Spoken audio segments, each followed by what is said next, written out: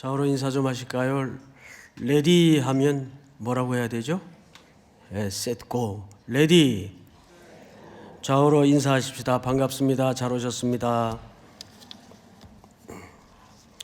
새벽이라 기운들이 없으신 것 같아요. 지금 잘 나오고 계시죠?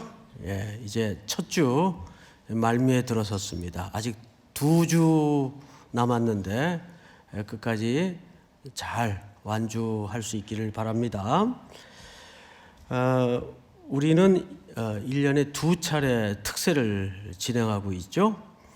6월에 갖는 특세는 1년 중 중간 지점에서 잘 우리가 살아오고 있나 중간 점검 겸 또 7, 8월에 진행되는 선교를 위해서 기도로 준비를 하고, 특별히 12월에 갖는 특세는 이중적 의미가 있죠. 한 해를 마무리하면서 새해를 준비한다는 차원도 있겠고, 1, 2월에 진행되는 또 겨울 선교를 위해서 준비하는 의미가 있습니다. 특별히 저희 교회는 이제 돌아보면 연 인원 한 7,000명 정도가 국내, 국외 이렇게 선교로 나가고 있습니다. 그것뿐만이 아니라 교회 1년 예산의 한 40%가 선교에 지금 들어가고 있어요. 그러니까 참 이 수치만 봐도 어마어마한 거죠. 자, 우리는 이렇게 선교에 참 에너지를 쏟고 선교를 하고 있는데, 과연 선교가 우리 인생에 어떤 의미가 있는가를 이번 2019년 겨울 특세를 통해서 한번 본질적인 동기를 생각해 봤으면 좋겠다, 그런 이제 마음을 가졌습니다. 우선 선교는 하나님의 명령이 아닙니다. 목사님 새벽부터 이상한 소리 한다. 우리 한번 자막을 좀 볼까요? 자막을 한번 띄워주세요. 첫째, 선교는 교회의 뭐죠? 존재 양식이다. 선교가 교회의 목적이다라는 것과 선교는 교회의 존재 양식이라 하는 것은 아주 다른 차원입니다. 예를 들면 너는 평생 살면서 뭘 하고 싶니? 이렇게 인생의 목적을 묻는 것하고 네가 사는 이유가 뭐냐? 라고 묻는 것은 큰 차이가 있듯이 말입니다. 그렇듯이 선교는 교회의 목적이 되어서 안 돼요. 선교는 교회가 이 땅에 존재하는 존재 양식입니다. 존재하는 진짜 이유가 되기도 하죠. 그래서 오늘부터 우리는 이 선교라는 큰 교회의 3대 비전 중에 하나인 주제를 가지고 매일 여러분들과 함께 말씀을 좀 나누도록 하겠습니다. 얼마 전에 저희 교회에 다녀가셨던 스티브 테일러 교수님이 그의 강의 안에 이런 글을 쓰셨어요. 제가 읽어드리겠습니다. 하나님의 궁극적인 목적은 삼위 하나님의 사랑의 공동체를 온 우주에 무한히 확장하는 것이다. 다시 한번 읽어드릴게요. 하나님의 궁극적인 목적은 삼위 하나님의 사랑의 공동체를 온 우주에 무한히 확장하는 것이다. 이것만큼 선교의 의미를 잘 정의한 문구는 없다고 판단이 됩니다. 그래서 오늘 창세기 12장 1절을 한번 볼까요? 1절. 여호와께서 아브라함에게 이르시되, 자, 이 구도를 잘 이해하십시오. 여호와께서 누구에게 이르시되? 아브라함에게 이르시되. 자, 여기서 아브라함은 누굽니까? 아브라함은 우리에게 어떤 인물로 각인되어 있죠? 믿음의 조상으로 알고 있습니다. 여기서 등장하는 아브라함은 성도의 상징이요 장래 이 땅에 태동될 교회의 표상이기도 합니다. 믿음의 공동체의 뿌리가 되기도 하죠. 자, 우선 우리 히브리서 11장을 좀 한번 봅시다. 자막을 좀 보면 믿음으로 아브라함은 뭐를 받았을 때에, 부르심을 받았을 때에, 이렇게 시작을 해요. 근데 아브라함은 원래 어디 살았습니까? 갈대아 우르에서. 스데반의 설교를 사도행전 7장에서 만나보면 스데반이 그런 얘기를 해요. 너희 조상들이 저 메소포타미아 지역에 갈대아 우르에서 살 때에 영광의 하나님이 아브라함에게 나타나사 불러내었다라고 얘기를 합니다. 자, 여러분, 메소포타미아 지역은 그 유프라테스 강줄기를 따라서 저 하단 지역입니다.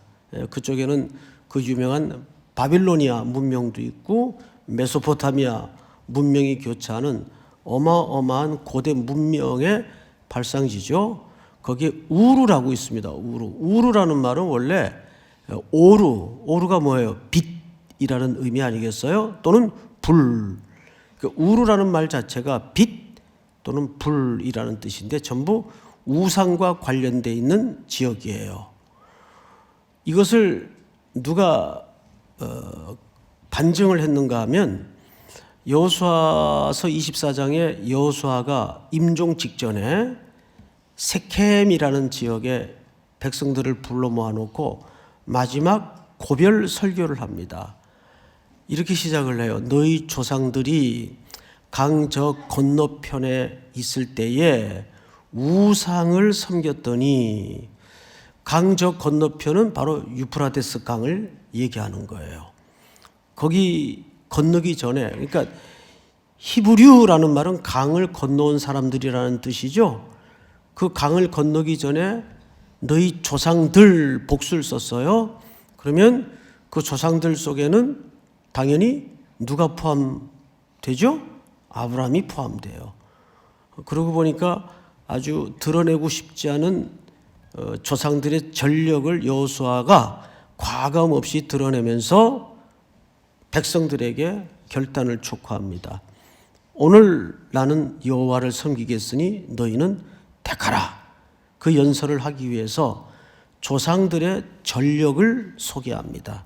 알고 보니까 아브라함은 원래 믿음의 조상이 아니고 우상을 숭배하던 집안에 우상을 숭배하던 사람이었어요. 그런데 히브리서 11장을 보니까 믿음으로 아브라함은 부르심을 받았을 때, 이 말은 무슨 뜻이에요? 불러냄을 입은 자. 여러분, 교회가 헬라말로 뭡니까? 에클레시아. 에클레시아라는 말은 정확하게 불러냄을 입은 자라는 뜻이에요. 그러면 아브라함은 사실상 교회에 뭐가 되죠? 모형이 된단 말이에요. 불러냄을 입은 자에게 지금 하는 얘기입니다. 자, 무엇을 약속하는가 한번 보십시다. 여호와께서 아브라함에게 이르시되 너는 네 고향, 여기 지금 히브리 말에는 고향, 홈타운이라는 개념보다는 땅, 너희 땅이라는 말이에요. 땅. 너희 땅과 친척과 아버지의 집을 떠나 내가 네게 보여줄 어디로 가라? 땅으로 가라. 땅에서 떠나 어디로 가라? 땅으로 가라. 첫 번째 뭘 약속하셨어요? 땅을 약속하셔서 땅. 이랬지라 그러죠. 땅을 약속하셨어요. 두 번째 또 뭘 약속하셨나? 내가 너로 큰 뭐를 이루고 민족을 이루고 그랬어요. 민족은 백성을 얘기하는 거죠. 여러분, 사실 성경에는 국가 개념이 좀 약합니다. 성경은 오히려 어떤 개념이 더 강한가 하면 민족, 족속 개념이 더 강해요. 그래서 여기 보면 민족은 국가를 얘기하는 게 아니고 어떤 족속을 얘기하는데 백성을 강조하는 겁니다.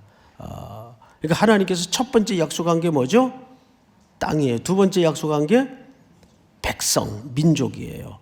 자, 그러면 이 민족이 지금 있어요, 없어요? 아브라함에게 아무것도 없어요. 땅은요, 아무것도 없어요. 아직은 다 뭐예요? 약속들이란 말이에요. 자, 그런데 이 민족을 그러면 어떻게 이루시려고? 우리 창세기 22장에 보면 아브라함이 이삭을 바친 이후에 하나님이 말려서 그 이후에 이제야 네가 나를 사랑하는 줄 알겠다 그러고 큰 저 역사의 언덕 넘어 나타날 어떤 놀라운 그림을 약속하는데 성경을 좀 보십시다. 창세기 22장.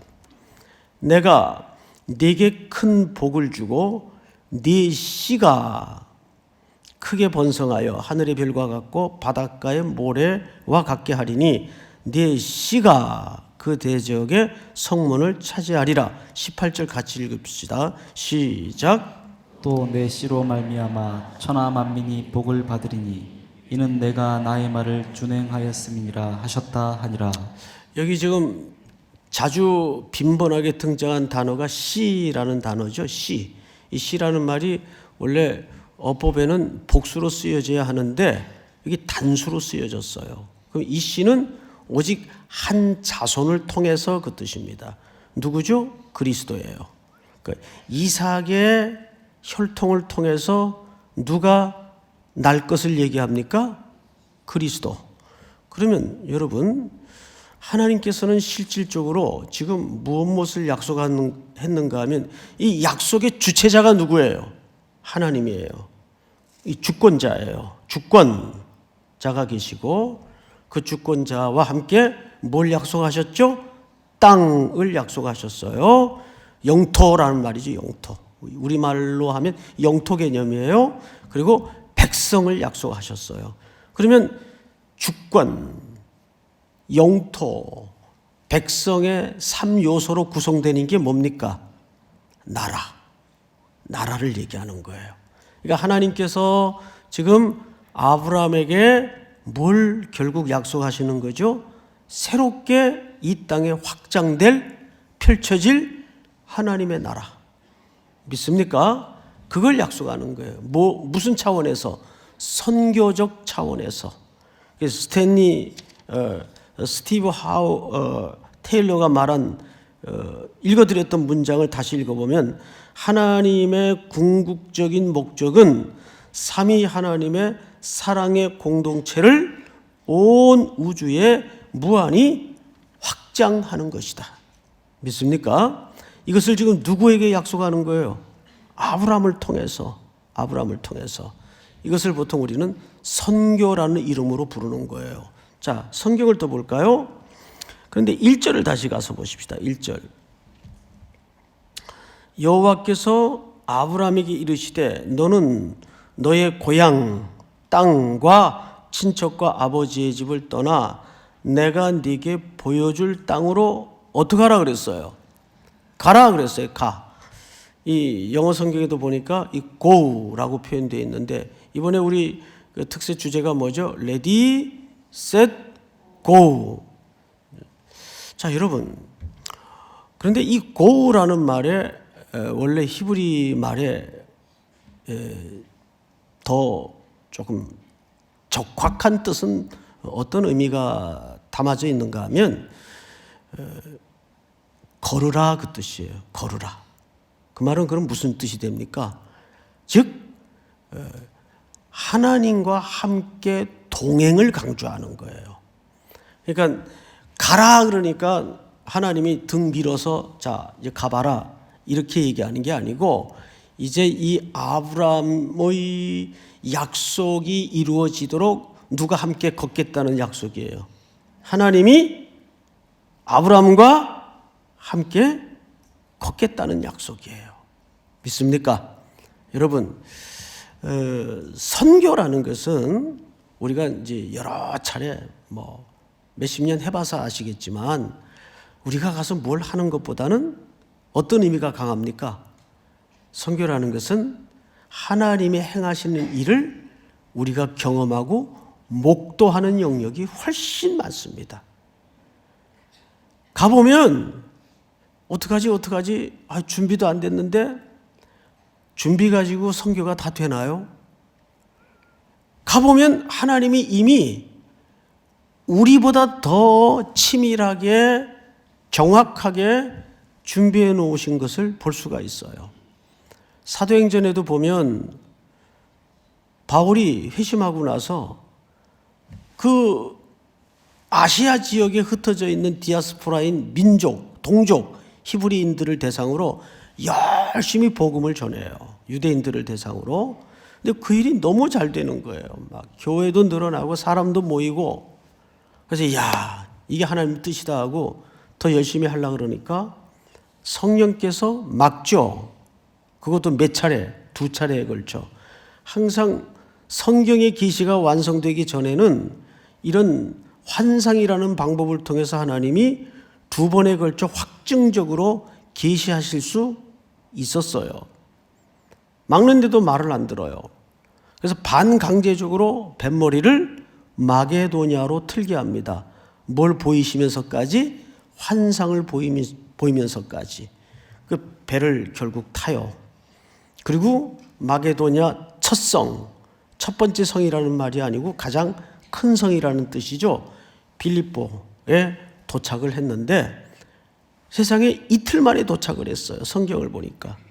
근데 원래 이 백길이 사도행전 20장쯤 가면 22장까지 이 백길이 그대로 역순으로 다시 나오는데 원래 닷새 걸리는 백길이에요. 그런데 이틀 만에 밀어붙입니다. 쾌속정도 그런 쾌속정이 없죠. 그 당시 무슨 모터가 있었겠어요?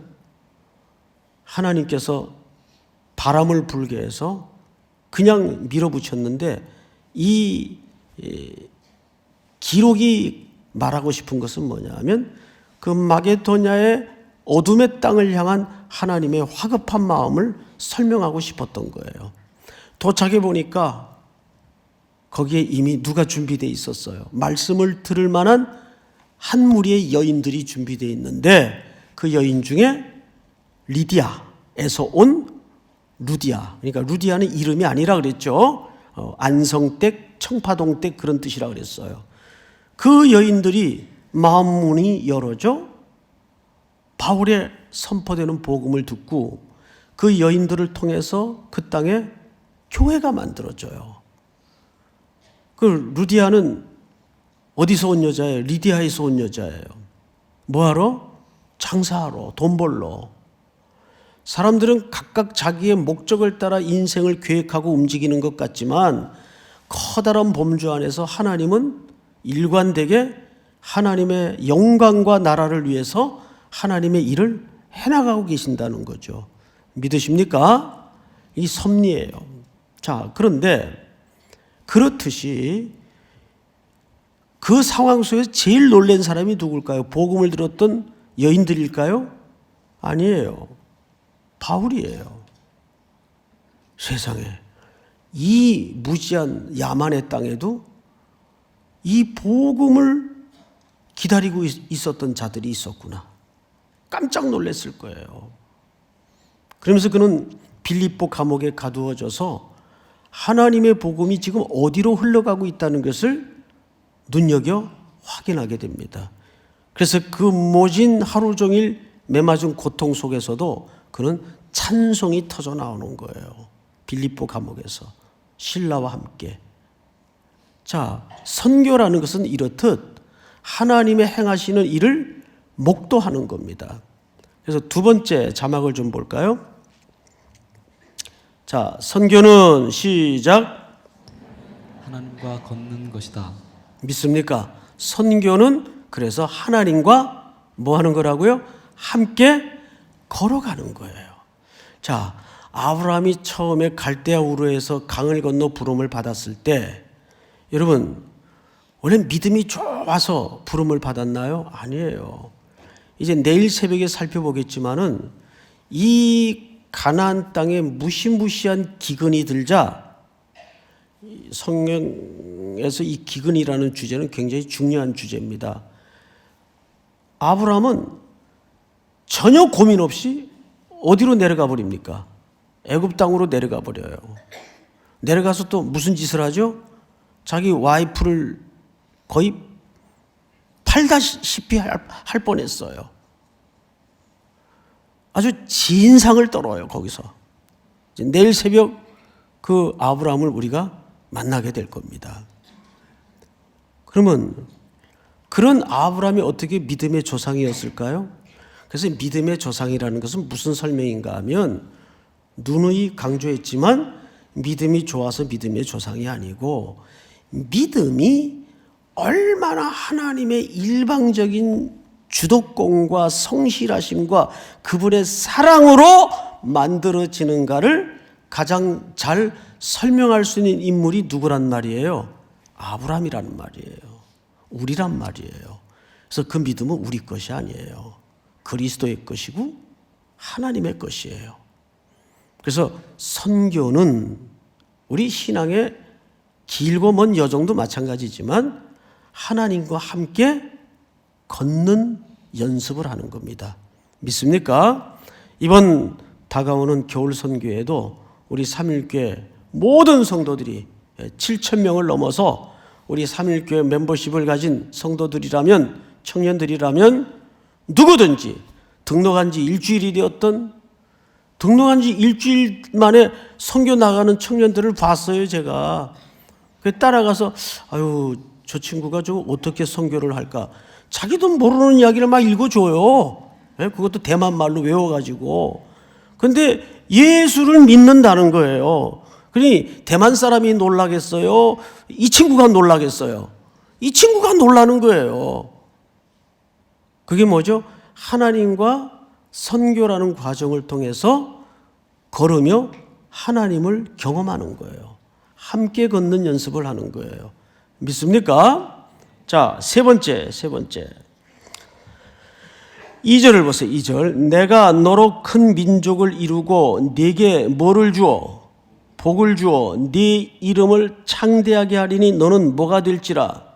복이 될지라. 3절.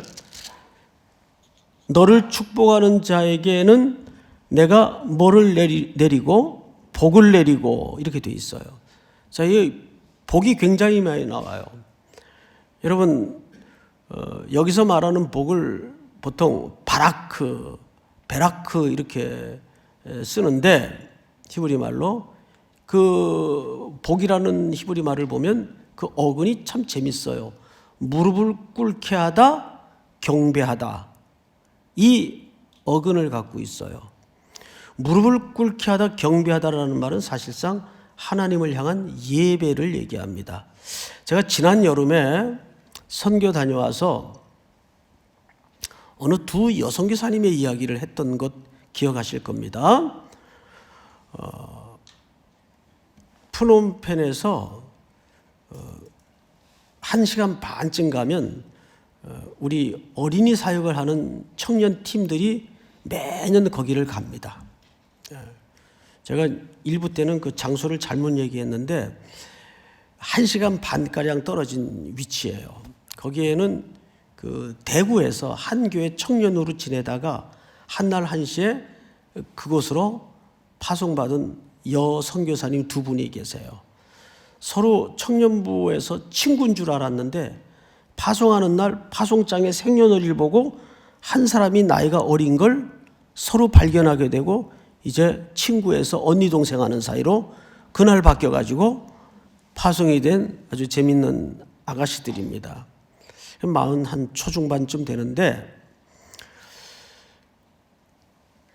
제가 그 다음날 도착을 해서 이제 본부팀들하고 청년들 격려하려고 거기를 갔더니 파리가 오글오글 하는데 점심을 차려놨어요.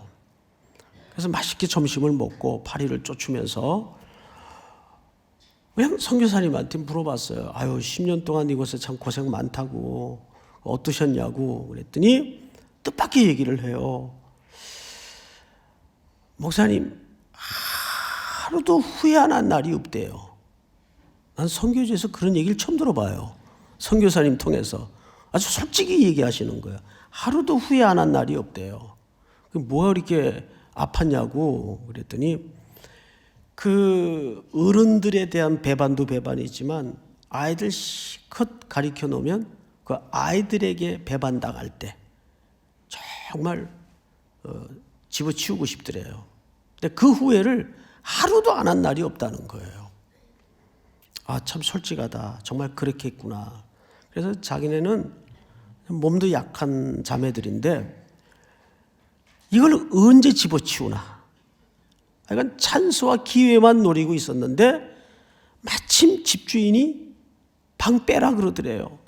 그래서 너무 감사해서 이제 방 뺄 준비를 하고 있는데 23년 동안 오도 가지도 않고 전화 한 통 없던 아주 먼 친척의 친척이 뜬금없이 전화를 한 거예요. 그것도 23년 만에 전화를 해서 하는 얘기가, 야야, 그 부산에 사는 장로님인데 내가 너희들 거기서 선교한다는 말 들었다. 내가 은퇴 후에 선교를 위해 쓰려고 돈을 좀 모아뒀는데 이거 어디 쓸까 기도하다가 숙모한테 너희들이 여기 있다는 소식을 듣고 수소문해서 전화를 한 거다. 돈 보낼 테니 선교에 써라 그러더래요. 그래서 너무 실망이 돼가지고 돈이 이제 왔는데 놀랍게도 저도 이제 거기를 가자 그래서 가봤어요. 한 블럭 떨어진 버스로 한 2, 3분 거리 되나요? 아주 짧은 거리인데 네모 반듯한 땅을 사고 거기다가 어린이 집을 지을 액수가 딱 온 거예요. 그 돈을 받은 거예요. 그래서 전혀 기쁘지 않더래요. 그래서 하나님 참 혼란스럽습니다. 이게 뭡니까? 이러고 기도를 하는데 땅을 사고 집을 지을 돈이 생긴 것보다도 더 큰 감격적인 응답을 받은 거예요. 이분들이. 그 하는 얘기가 뭐냐면 하나님께서 자기들에게 너무 혼란스러워서 기도를 하고 있는데, 얘들아, 내가 그 땅에서 너에게 뭐 큰 거 바라든 아무것도 바라는 거 없다.